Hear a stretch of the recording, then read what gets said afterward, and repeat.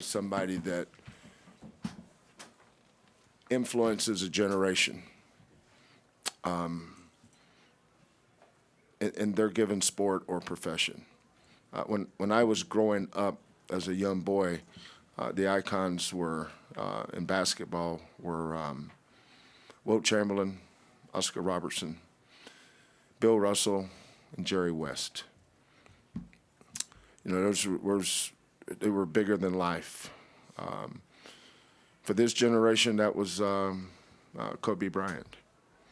You know, it's such a sad, sad, sad day when a life is taken so soon that has impacted so many. And so we offer our prayers, as helpless as that sounds to him and to his family, and all the people whose lives he's impacted. It's just a sad day. Basketball, for us, proud of our effort today. Sometimes we don't shoot the ball well. It looks like you're not playing good. It cannot be further than the truth. You know, we played good today. We didn't make a lot of shots, but we did a lot of good things. Up until the end, we only had one turnover the entire second half, or two turnovers the entire second half until right toward the end. So took care of the ball better. Our 12 assists obviously could have been 25 assists. Missed a lot of open shots, but proud of our effort today, and we move on.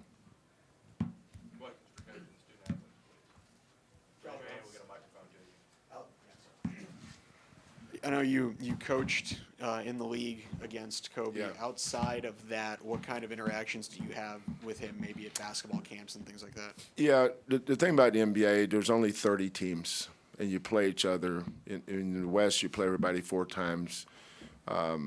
East teams played East teams 4 times, and in the West, same thing. So when I first got into the NBA, the first time I saw Kobe was when I first got to San Antonio. And we were just in the back tunnel there at the AT&T Arena, and he, unsolicited, he just walked up and said, "Coach, welcome to the league. I've always enjoyed watching your teams play." Never spoken to him before that. It's awful nice, wasn't it? Didn't have to do that. And then when I got to Milwaukee, it seemed like every time we played, if you were to Google 2008, 2009 season, how many times Kobe just hit a cold-blooded ISO step-back jumper. He could go 4 for 20, but still make the big shot. But it's the impact he had on young people. You know, people in this generation have no idea how good Kareem Abdul-Jabbar was, or Wilt Chamberlain, Oscar Robertson. So for them, it was either Michael or Kobe. But the fact that it's Kobe's one of the names tells you the impact he had on the generation of people. You know, as the years go on, 30 years from now, it'll be somebody else. It's always going to be somebody else. But Kobe's name will always be up there on the Mount Rushmore basketball. And I'm not talking about one of 5 in basketball. You got a lot of guys can be up there, but Kobe will be up there. Sad about his daughter, too, isn't it? It's just sad. Makes today seem so insignificant. Well, I hate to ask basketball. I apologize for saying that. No, that's fine, Coach.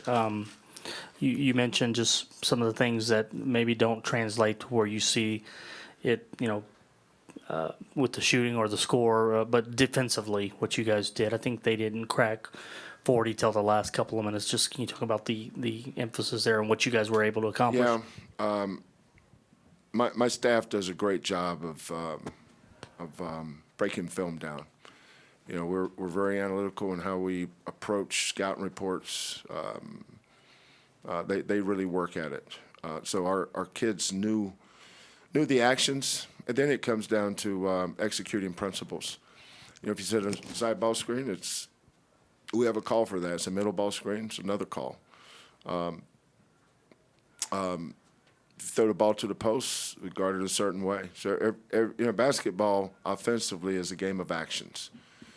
Staggers, pin downs, cross screens, back screens, side ball screens, middle ball screens, post ups, what ISOs. It's just a myriad of actions. And so, really, to be a good defensive team, you have to be able to adjust to what they're doing, and that's where scouting comes in. We usually have a good idea. Just like us, teams do a great job of scouting us. You can tell how much they scout us by how they guard ball screens or to defend the post or bring help to certain areas. But our guys were well prepared today. The guy over there for South Florida is a really, really good coach. Before the season started, people forget they lost their best player. Not one of their best players. They lost their best player. Yetna, and they took Florida State down to the wire. They took Utah State to overtime. They were up 14 with 5 minutes to go against Memphis. They beat Connecticut. My hat's off to Bryant for what he's done in a lot of adversity this year. But for our team, pleased with the win today, pleased with our effort, and we'll go get ready to play a tough game on Wednesday. Coach, can you talk about what Marcus Sasser has meant to the team? 27 minutes tonight, dealing with some real life stuff himself. I mean, what does he manage? Marcus had me at hello. I just thought he was a Cougar basketball player for what we do. He wasn't a ballyhooed guy. He wasn't one of these stars, whatever that means. But I knew he fit us. His feet are good. He's tough. There's not many 6-foot freshmen that weigh 200 pounds. So he's got a body that can absorb contact, but also repel. When Caleb hits a ball screen, it's like a twig snapping. Marcus hits the ball screen. He usually delivers a blow. And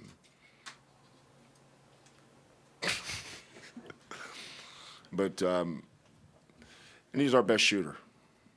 The way we shot today, I got to figure out how to get Marcus to shoot all the balls. We got to tell some guys that, okay, that's it. You're not taking another shot the rest of your career. Marcus and Caleb shooting all the rest of them, all right? I kid, but you're right. He was dealing with his own adversity. I got a long text from his dad yesterday morning, Marcus Sasser Sr., and Marcus was especially close to his great-grandmother, which would have been his father's mother, and she passed away. And so Marcus was a tough day for him yesterday. He got really emotional and had to leave practice. He got emotional tonight and had to leave the game. He was playing pretty good, and I had to take him out but to show you the kind of kids we have, they just really rallied. They really rallied around Marcus. They put their arms around him and loved him and said all the right things to him. And lo and behold, I asked him, "You want to go back in?" And he said he did. So we put him back in. But it's been a tough 24 hours for that young man.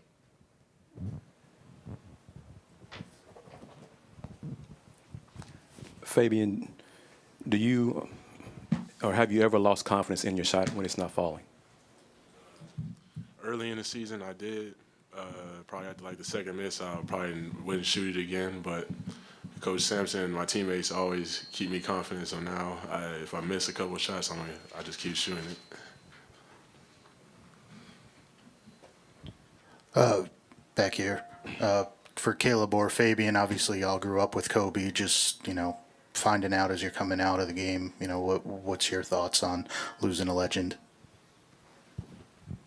There's not really any words to explain it, but I know me growing up, elementary school, you throwing paper in the trash can, yelling Kobe, and just always if he's playing, watching him on TV. So it's a big loss, but nothing we can do about it. It's just eye-opening, and it just shows how anything can happen. You just gotta take it day by day. Be grateful for what you have every day.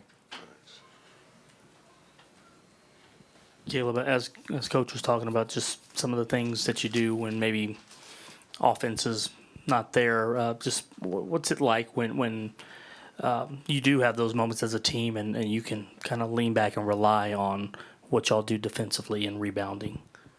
You asked one more So time. just in terms of, if the way the season's gone and, maybe offensively it's just not there sometimes, but that you guys can lean on your defense when you need to. Coach talks to us a lot about sometimes he feels that, which he's right, but sometimes we let our missed shots dictate how we play defense, and it just shows our maturity tonight. We didn't make a lot of shots, but we continue to defend. We just work on that every day in practice, and he emphasizes it every day. Well said, young man. Freshman answer. Well said. Oh, senior. Well said. Your answer. Say your answer. Run it fast.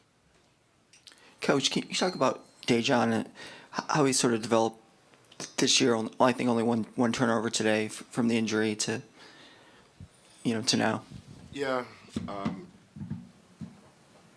Proud of Dejan. I mean, I really am. He's had a lot of life adversity himself before he ever got here.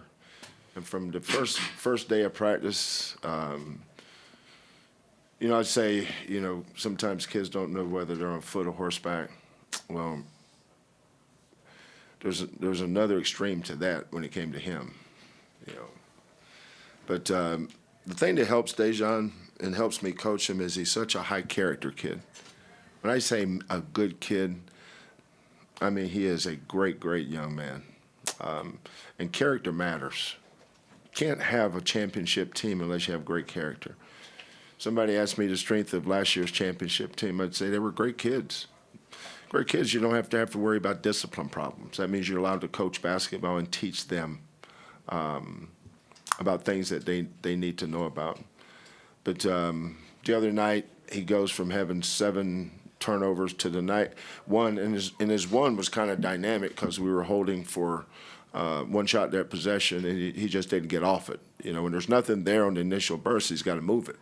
He just didn't. But he'll learn from that. But I thought that he really tried to get better tonight from the other night, and that's a tribute to his character.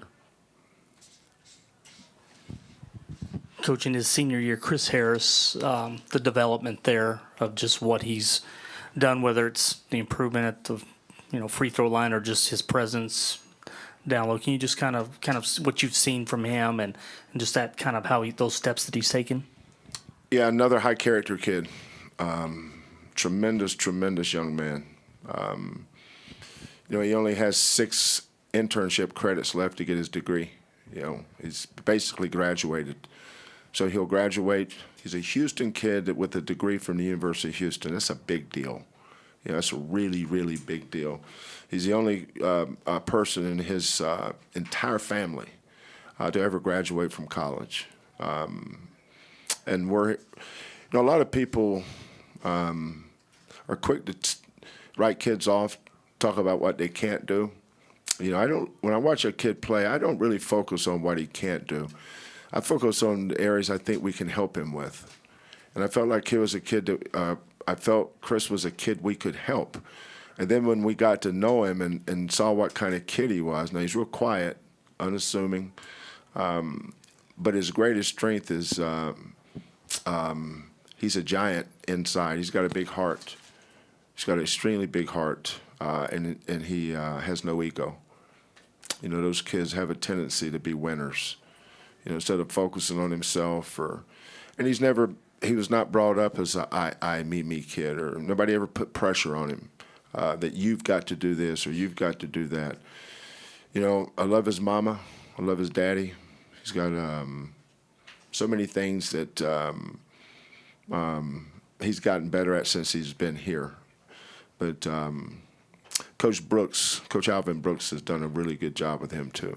So Chris has been a godsend for this program. Right here. Fabian, can you talk how you've seen the team, grow from early in the year to now, and can you sort of see or feel the difference? The biggest difference from early in the year and now is that we we starting to listen to coach and actually hear what he's saying, and just buying into the culture and trusting the system.